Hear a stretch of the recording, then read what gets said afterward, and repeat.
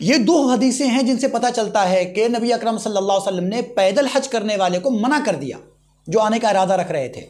اور اوپر جو ہم نے حدیث ذکر کی ہے اور جو قرآن کریم کی آیت ہے اس سے اشارہ ملتا ہے کہ اگر کوئی بندہ پیدل حج کرے تو اس سے اللہ تبارک و تعالیٰ بہت زیادہ نیکی عطا فرمائے گا، بلکہ ایک ایک قدم پہ حرم کی 700 نیکیاں ملیں گی۔ بسم اللہ الرحمن الرحیم۔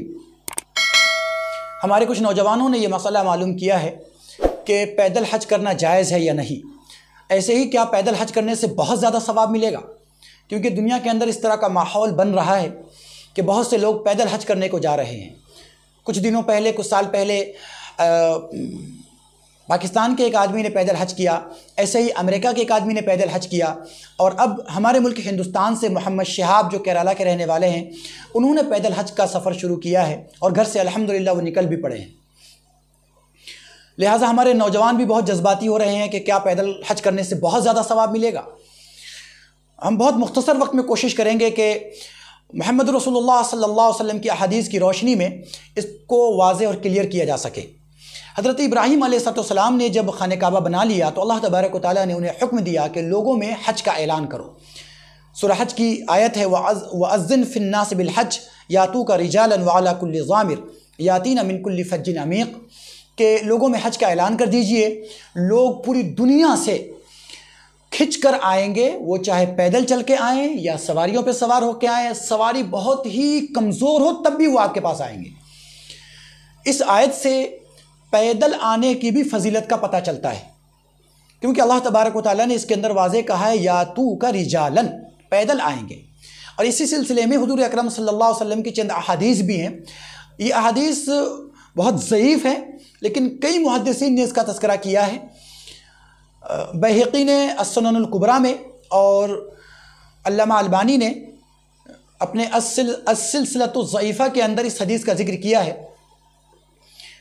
دونوں نے الگ الگ حدیث ذکر کی ہے لیکن دونوں کا مفہوم ایک ہی ہے کہ نبی اکرم صلی اللہ علیہ وسلم نے ارشاد فرمایا کہ اگر کوئی بندہ مکہ سے پیدل حج کو جائے اور پھر وہ واپس آ جائے تو اللہ تبارک و تعالیٰ اس کو ایک ایک قدم کے بدلے حرم کی 700 نیکیاں عطا فرمائے گا۔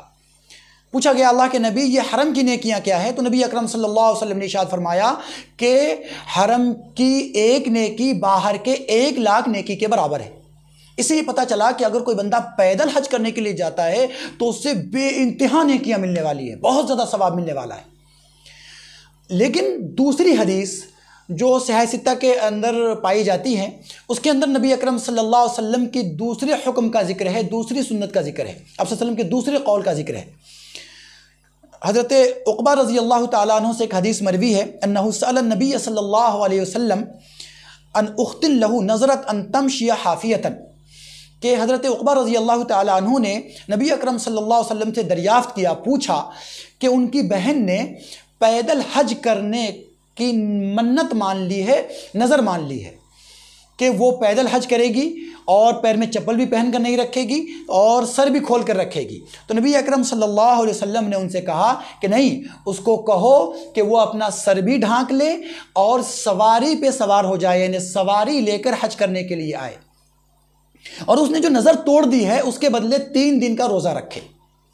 یہ حدیث ابو داؤد شریف کے اندر بھی آئی ہے، ترمذی شریف کے اندر بھی آئی ہے، مستدرک احمد کے اندر بھی آئی ہے، مسلم شریف کے اندر بھی آئی ہے۔ ایسے ہی نبی اکرم صلی اللہ علیہ وسلم کی ایک دوسری حدیث ہے، حضرت انس بن مالک رضی اللہ تعالیٰ عنہ سے روایت ہے، قال نظرت امرأۃ ان تمشی الی بیت اللہ فسئل نبی اللہ صلی اللہ علیہ وسلم عن ذلک، کہ حضرت انس فرماتے ہیں ایک عورت کے بارے میں کہ اس نے پیدل حج کرنے کی نظر مان لی تھی، تو نبی اکرم صلی اللہ علیہ وسلم سے جب اس کے بارے میں پوچھا گیا تو حضور اکرم صلی اللہ علیہ وسلم نے کہا کہ اسے حکم دو، اسے کہو کہ وہ سواری لے لے، سواری سے حج کرنے کے لیے آئے۔ اور حضور نے فرمایا ان اللہ غنی عن مشیہا، اللہ تبارک و تعالیٰ اس کے پیدل چلنے سے بے نیاز ہے، یعنی اللہ تعالیٰ کو کسی کو پیدل چلوانا مقصود نہیں ہے۔ یہ 2 حدیثیں ہیں جن سے پتہ چلتا ہے کہ نبی اکرم صلی اللہ علیہ وسلم نے پیدل حج کرنے والے کو منع کر دیا جو آنے کا ارادہ رکھ رہے تھے۔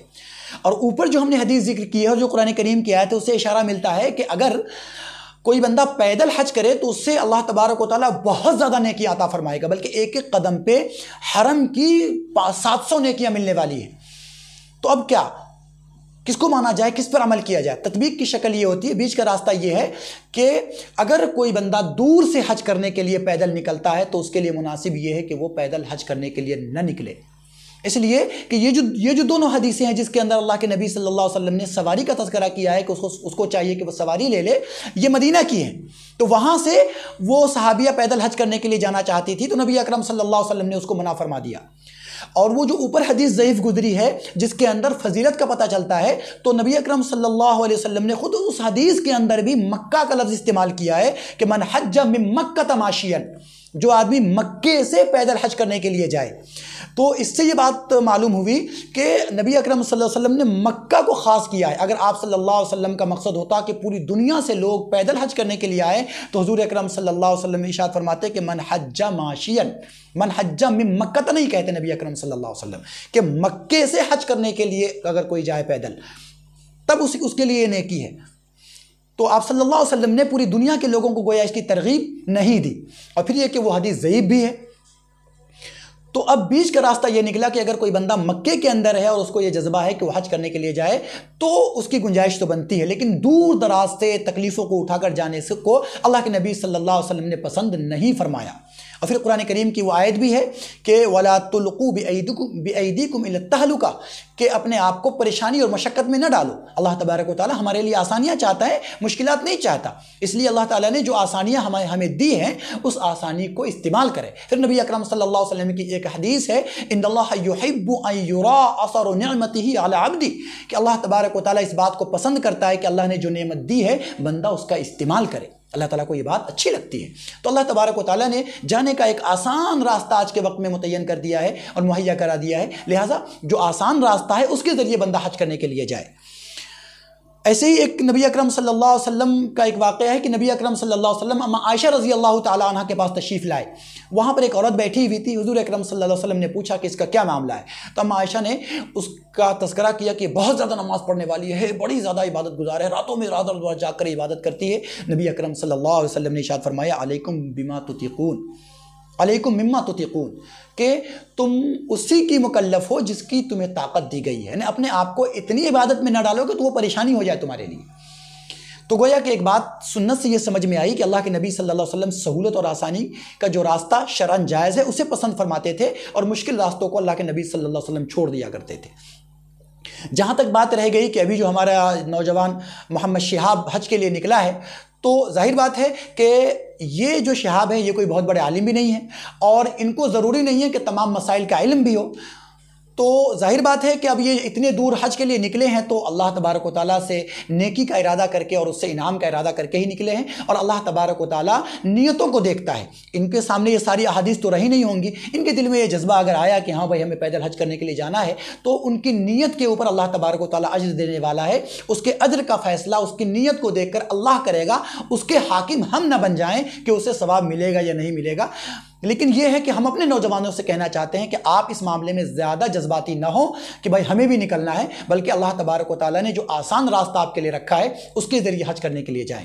इस सिलसिले में बहुत से मोतबर इदारों से फतावे वगैरह भी मालूम किए गए हैं। कराची बिन्नौरी टाउन का भी एक फतवा है जो मैंने पढ़ा है और मेरी नज़रों से गुजरा है कि वो एक आदमी ने पूछा है कि भाई पैदल हज करने के लिए जाना कैसा है। तो उन्होंने कहा है कि पैदल हज करने के लिए जाना ये सुन्नत से साबित नहीं है, अल्लाह के नबी सल्लल्लाहु अलैहि वसल्लम की सुन्नत नहीं है। लेकिन अगर कोई बंदा चला गया या निकल गया तो ये उसकी नीयत के ऊपर है, लिहाजा हम उसकी नीयत पर हमला ना करें। अल्लाह तबारक व तआला उसकी नीयतों के हिसाब से उसको अजर देने वाला है।